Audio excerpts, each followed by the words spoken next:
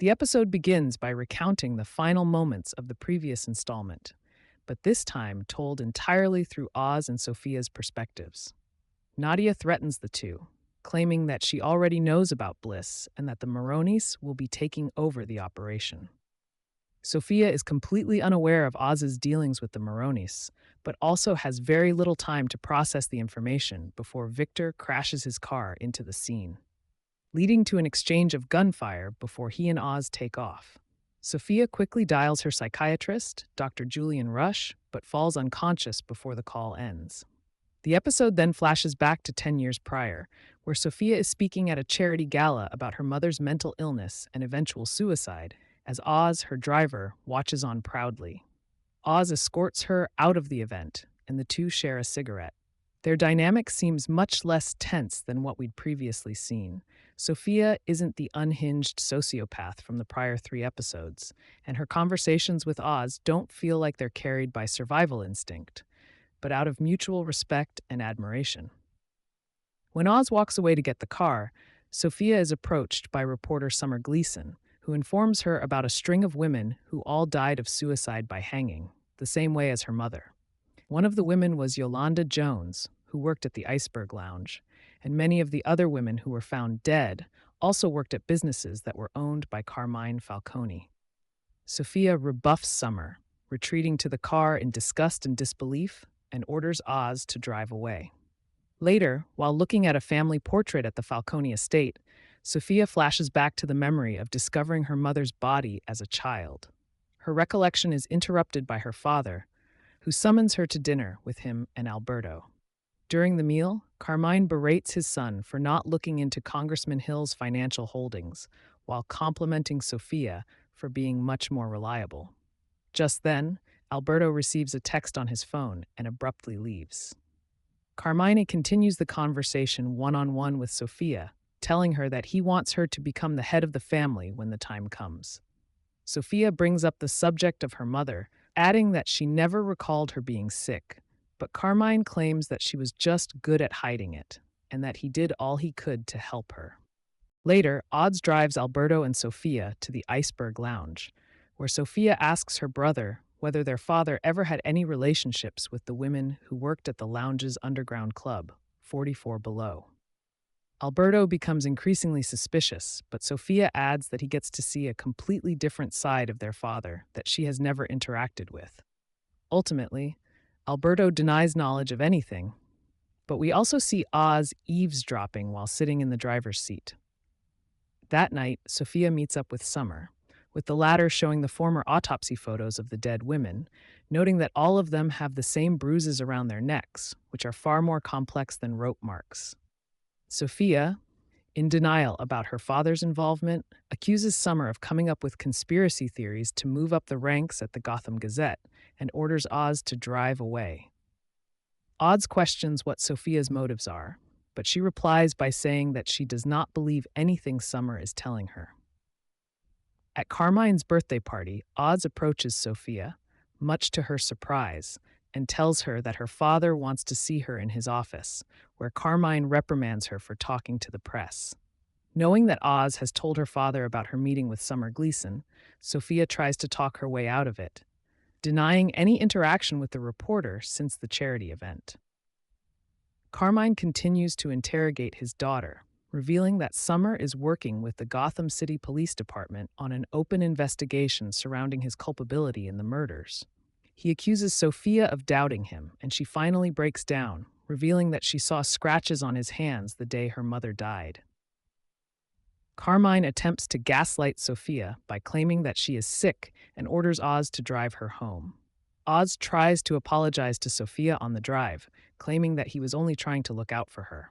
A heartbroken Sophia tells Oz that he broke her trust purely to earn the notice of her father and move up the ranks in the family. Then, GCPD cars surround the vehicle, and Sophia is placed under arrest. It's revealed that Summer Gleason has been murdered, and Sophia is being charged for it, as well as for the deaths of other women who were found dead by hanging. Sometime later, Sophia is visited by her lawyer and Alberto, who show her the newspapers that have dubbed her the hangman. They reveal that Carmine has framed her, claiming that she has had a long history of mental illness and that other members of the family, including Luca and the Vitus, wrote letters to the judge confirming it. Sophia is told that she will be undergoing a psychological evaluation, which she accepts, thinking it'll be a simple process that will prove her sanity.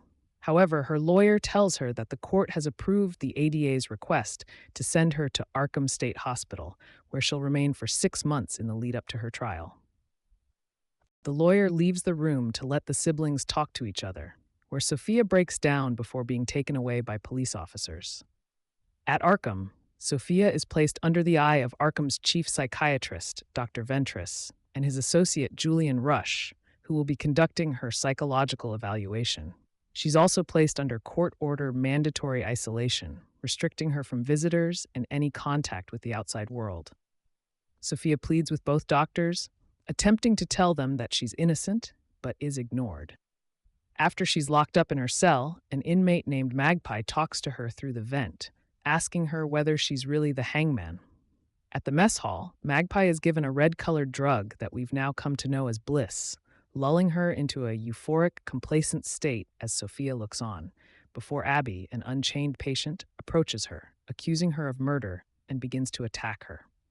Hours later, Sophia wakes up back in her cell, battered and bruised from the attack, to find Julian standing over her.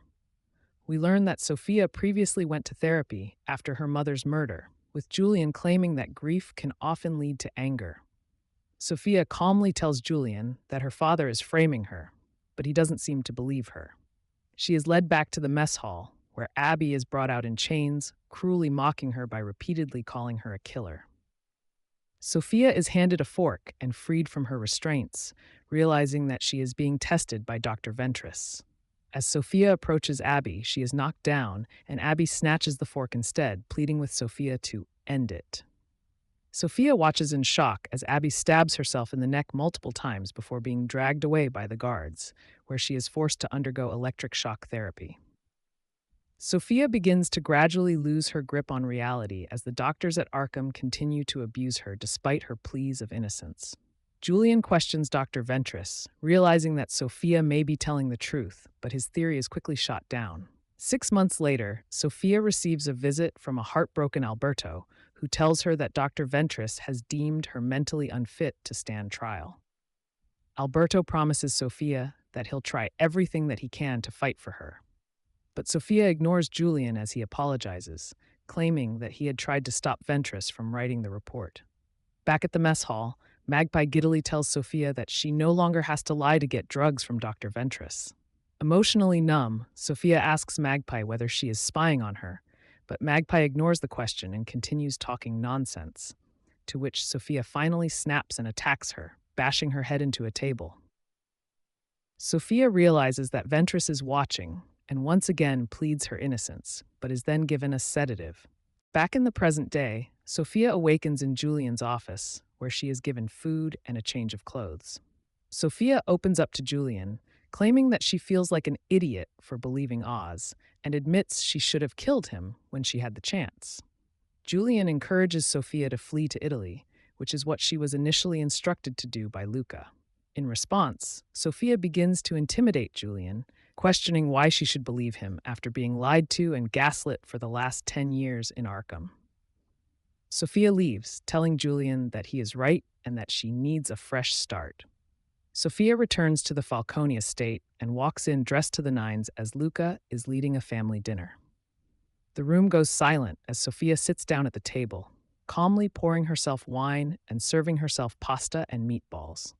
As Luca begins to address the family, Sophia interrupts him to give her own toast, bringing up the last time they were all together at Carmine's birthday party. Sophia berates her family for writing letters to the judge, backing the groundless accusations that she was mentally ill.